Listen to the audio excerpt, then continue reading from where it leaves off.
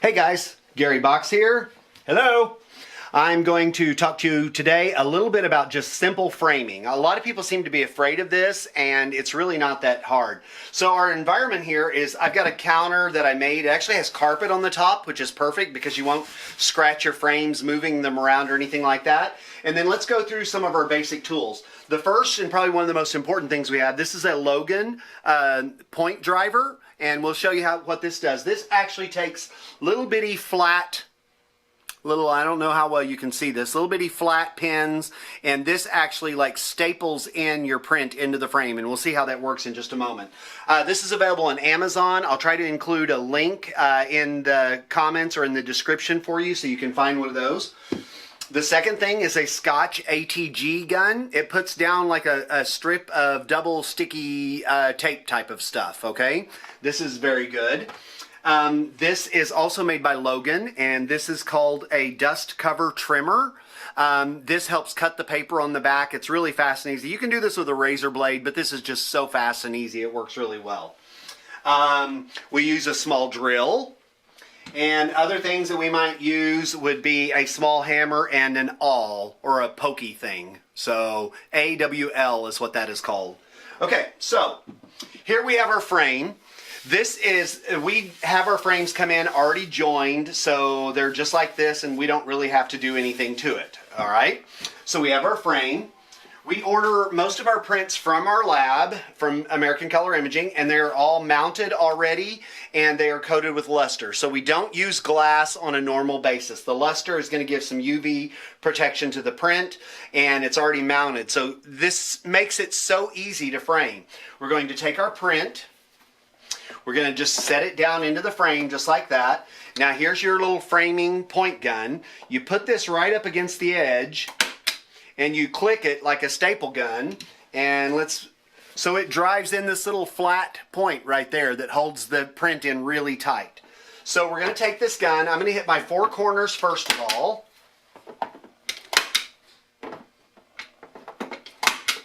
Okay, that's got it pretty lightly tacked in. Now, if we're just doing a print to put up on display or something like that, that might be all we do to it. But if it's a customer's print, we're not going to want it to shift around or bow or anything like that.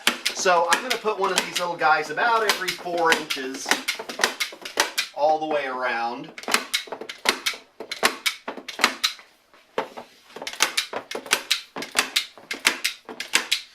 Okay, so right there we have our basic framing basically already done. So now the thing that we want to do is we want to paper the back, which covers it and makes it look a lot more professional.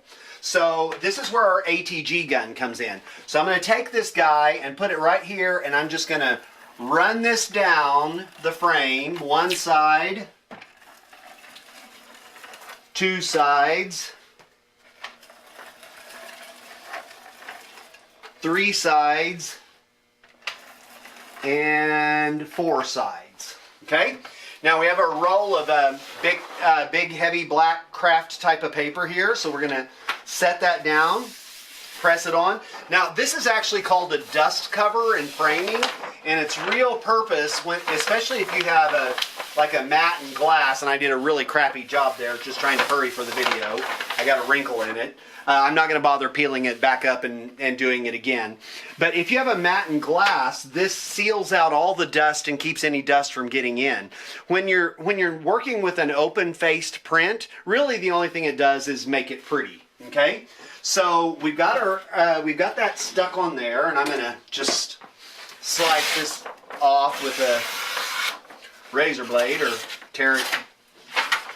Now this is where this little dust cover trimmer comes in. It has a little razor blade and a cover, so I just put it right here and just run it along the edge of the frame,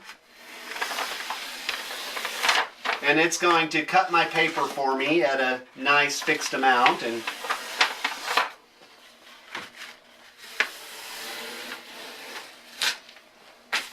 you can hand do this with a razor blade.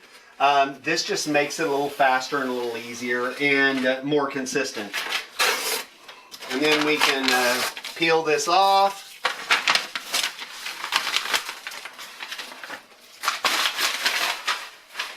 Got one little strip here. Might need a new blade. There we go.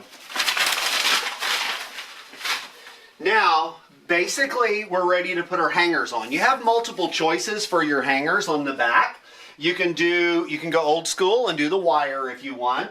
And if you're going to do the wire, you'd use eyelets, and this is where you use your awl. And I just use the awl as a measuring tool, and I would come in and just hit it, and that pokes a starter hole for you to screw in your eyelets on. So you would put one of these on each side, your eyelet, and then you would take your wire and run it across. Option number 2 would be a single sawtooth, and these are the easiest ones. These actually have points already on them, so you literally would measure for your center, and then you'd put this in, take a hammer and whack it, and it's embedded. It takes like seconds to do. The best system for hanging is what's called wall buddies, which is what we use. It's also what comes on your print if you order anything from American Color Imaging. So these are wall buddies. It's actually 2 angled sawtooths that go on each corner of the print, just like this. Now, what's really great about these is you put 2 nails, and when you hang your print up, just shifting it a 1/4 or 1/8 of an inch to the left or the right will level it. And they're really sturdy. They don't knock off. They're definitely the best framing system around. Always a good idea to make sure, yes, I have the top of the print. You can, if you haven't guessed, yes, I've done that and made that mistake again before. So we can take here, and again, you can use your awl to help you get your screws started a little bit easier. So I'm just poking a couple of holes here. And then I'm going to take my little drill and my itty bitty screws. So, and again, these are called wall buddies. There we go. Got to scoot it over a little bit.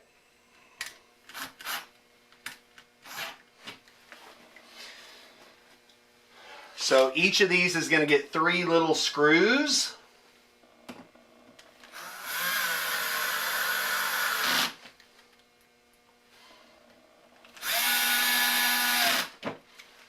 And then we'll do one on the other side. Take my awl, give myself some little starter holes. Just makes it so much easier to do. And then my little screws here. This is one of the very cost-effective polycarbonate frames here, but the process is exactly the same if you're using a wood frame. So,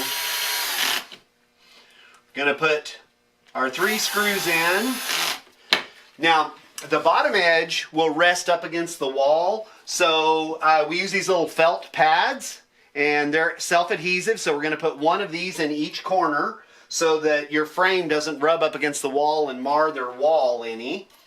Okay, and then the last thing we do is we just made a little Framed with Love by Box sticker, and so we're going to go ahead and put this on it on the back.